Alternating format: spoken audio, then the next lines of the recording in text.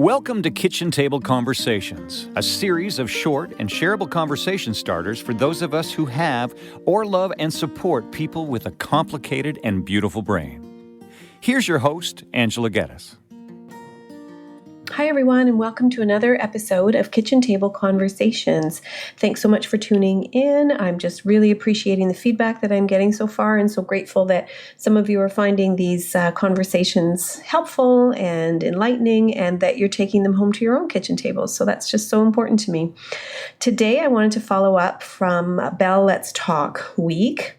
And focus a little bit more on some tips for overall mental wellness and strategies for us to kind of reduce some of the stressors in our lives, not to solve problems necessarily, because we always have some problems that we have to deal with, but how can we manage them in a good way. So I think most of you know that I am a social worker in private practice, and my goal continues to be to kind of circle around raising awareness and helping us all to dig a little deeper and to learn a few things that can help us all live our best life.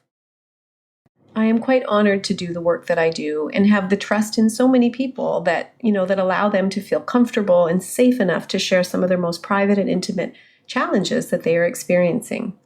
And I've often said, and I really believe, that we all need helpers from time to time, and none of us should be going through this life alone without somebody to vent to explore some of our feelings with, and to challenge some of our thoughts, and to get better understanding, and to see different opportunities to solve or address problems that we might be facing. And again, I'm just really happy to be able to do the work that I do. I'm also a lifelong learner, and I might have a book addiction or a reading addiction, but that's for another topic.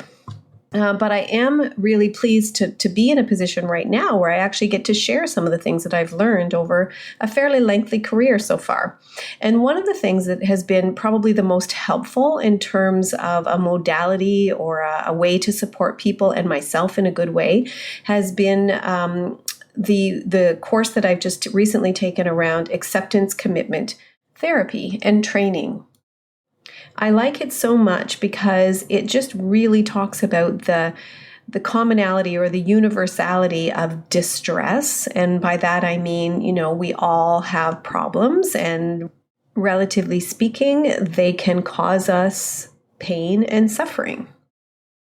So acceptance, commitment, therapy, or training, ACT for short, discusses the fact that we all have problems, and the goal is not to get rid of them, but the goal for the most part is to try to manage them in a good way, because whenever we solve one problem, we always find a few other ones to replace it. So life is a series of learning opportunities, and I think that's one of the things that I got the most out of ACT is that we have to take time to really listen to what we're feeling, to honor those feelings, to experience those feelings, and to see what we can learn from them. But unfortunately, in our society today, with so many different distractions and the busyness of our world, many of us kind of feel like it's kind of easier to just avoid some of the problems or think about them at a later date or just try to forget about them. And it's natural for all of us to try to avoid pain. So you think about it for a minute. And if you stub your toe on a couch, for example, the easiest thing to do would be to avoid the couch so you don't stub your toe. But in doing so, we also deny ourselves the opportunity to receive comfort and security and rest that couch can also provide. So although avoiding pain is something that we all try to do, sometimes our efforts are short-sighted and we end up kind of closing ourselves in a little bit or avoiding some of the things that could also bring us a lot of pleasure and peacefulness. So again, this podcast is supposed to be short and shareable, so there is going to be more information available on my website, and I encourage you to check that out. I'll acknowledge some resources and some books for you to potentially investigate a little bit further. But again, for this podcast, we'll keep it brief and just focus on a couple of things that maybe we all can do a little bit differently. So again, where I was talking about feelings of distress and really noticing them, I think, many of us feel like we can control our feelings. And I would say that that's a little bit more difficult for us because those waves of feelings of joy, of happiness, of worry, of anxiety, of stress, of melancholy or sadness, those are feelings and they're yours. And nobody gets to tell you that they're wrong or they're inappropriate or they're out of proportion or they're exaggerated. They're yours. But what we do with those feelings are things that we do have a little bit more power and control over. But unfortunately, some of us have a very, very busy mind and we tend to overthink things. And that's where I was saying in previous podcasts around people who tend to have anxious tendencies can also be the ones that we can really count on to get things done because they're very caring and they're very conscientious. They're good planners. They've got 3 or 4 options available for us. And, again, they tend to overthink, which can be really a problem, but it can also be a real strength. So what we do with our feelings is really dependent upon that kind of self-talk. And we think about certain circumstances or situations and how much meaning we place behind them.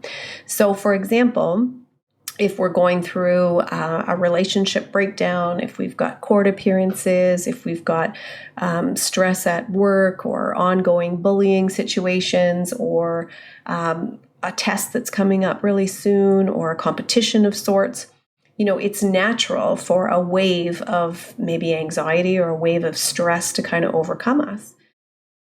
But most of us want to just avoid it because the timing's not right or we're just not comfortable feeling uncomfortable. So we just sort of pretend it's not there. Or worse yet, we get mad at ourselves for feeling this stress or for feeling this anxiety.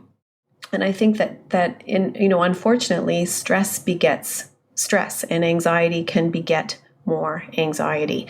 So it really is important for us to focus in on what we're feeling, accept it, and I really say honor it because there's learning to be had from these feelings that we're having. And then we get to decide how much meaning we put behind it. And lots of times our thoughts are just thoughts and they're placed there by the television shows that we watch, the family dynamics that we've experienced, the rules that we've heard in our heads from other people, or our expectations around what family should look like, what relationships should look like, how much money I should have in my bank. All of those things are thoughts that we gather across our experiences and from the people who are around us.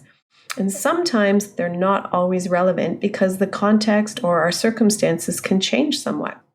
So now we get to decide whether or not these thoughts are actually helping us or hurting us. If our thoughts can help us address the problem in a good way, then they're helpful. But if there's nothing we can do about it in these particular moments, then those intrusive thoughts can be really harmful and can take our energy away and take us away from these moments where we have to be present. So what we're suggesting and what I learned through this ACT program is to really take some space between the emotion or the feeling that you're experiencing. Notice it, pay attention to it, take some space by maybe taking a few breaths or giving yourself a little bit of time, and then choosing your response and being more intentional around whether or not your response is going to help you and take you closer to where you want to be, or whether it's going to be more harmful and take you back, literally in different steps, or, kind of keep you spinning your wheels and not being very productive. So it takes 90 seconds approximately for our nervous system to settle down after we've been triggered or really ignited. So what would happen if we all waited a little bit before we responded? Think about what our disagreements might look like. I often say to people, and I'm guilty of it myself, that lots of times we're formulating our own response while the other person is still talking. So we're not actually listening, and we've got assumptions, and we're already, ready to argue back before. But what would happen if we actually listened to people speak, allowed ourselves to pause and take a breath, maybe 2, and then respond in a way that's going to be mutually helpful? The thing that I really love about ACT is that, again, I use it every day in my own daily life, in my own personal experiences, but I also use it pretty much every single day with the people that I support. And it works for people who have PTSD, it works for people who have depression, it works for people who have complex neurodevelopmental disorders, including autism or FASD. So this really, really works, especially the slowing down of conversations when people are a little bit impulsive or a little bit easily agitated. So these skills can be really, really helpful, and I hope they're helpful for you, and I hope that you can bring them back to your kitchen table conversations and share some strategies that tend to help all of us deal with some of the problems and the pressures and the stress that we experience in our daily lives. With many thanks, Angela.